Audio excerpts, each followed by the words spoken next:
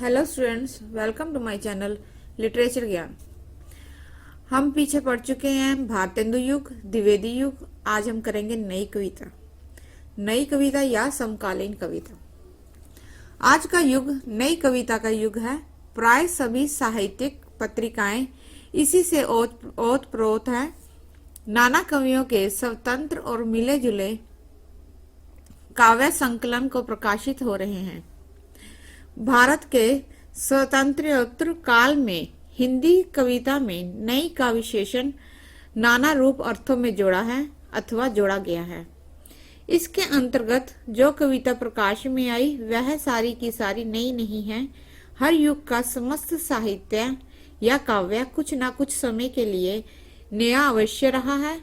25 वर्षों के नई के नारे विशेषण के साथ आने वाली नाना प्रकार की कविताएं नई कही जा सकती हैं, किंतु वह सब की सब नई कविता के अंतर्गत नहीं आती। अकविता, एंटी कविता, स्वकृत कविता, अस्वीकृत कविता, वीर काव्य आदि दर्जनों प्रकार की नई कविता हमारे इसी कथन की सत्यता को परिचायक हैं।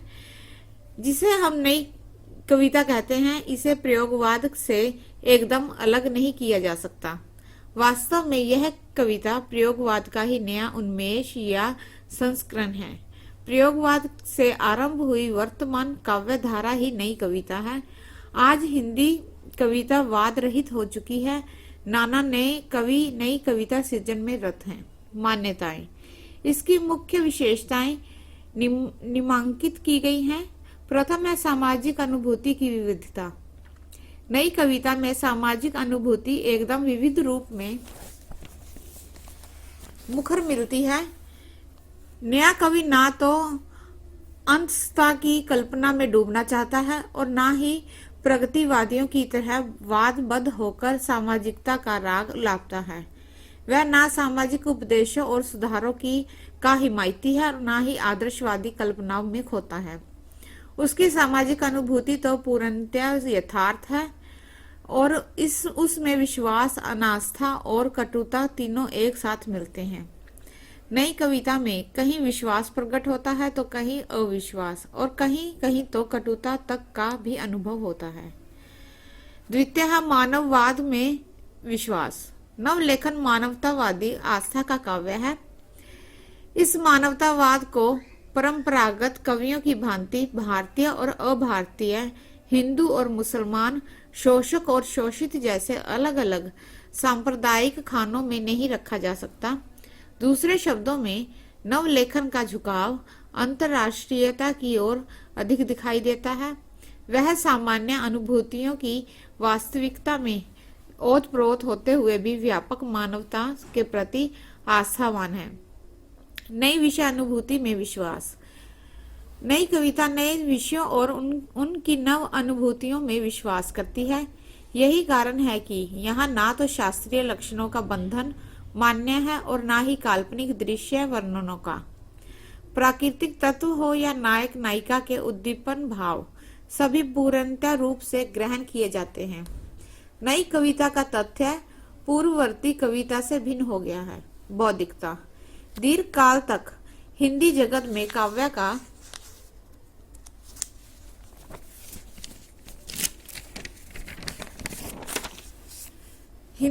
में काव्य का मूल आधार भाव, रस और हृदय अनुभूति को माना जाता है।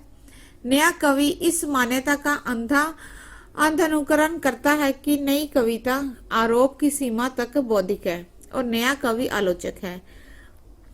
उसको बौद्धिक कहने मानने में गर्व का अनुभव करता है। यहाँ यह बात भी दृष्टव्य है कि उसके मत अनुसार बौद्धिकता रस का विरोधी नहीं है। अति यथार्थ प्रियता। दीर्घ काल तक कविता में मानव या तो आध्यात्मिक शक्तियों के प्रभाव में रहा। इसी से उसने अवतारों और राजाओं का चरित्र गान किया। समाज और उसके शक्ति संपन्न वर्ग का गुणगान किया और शोषित वर्ग से सहानुभूति जताई। उन्होंने नारी का बहुत सुंदर चरित्र पेश किया है। कवि नारी को ना तो नर्क का द्वार मानता है और ना ही स्वर्ग की अप्सरा मानता है।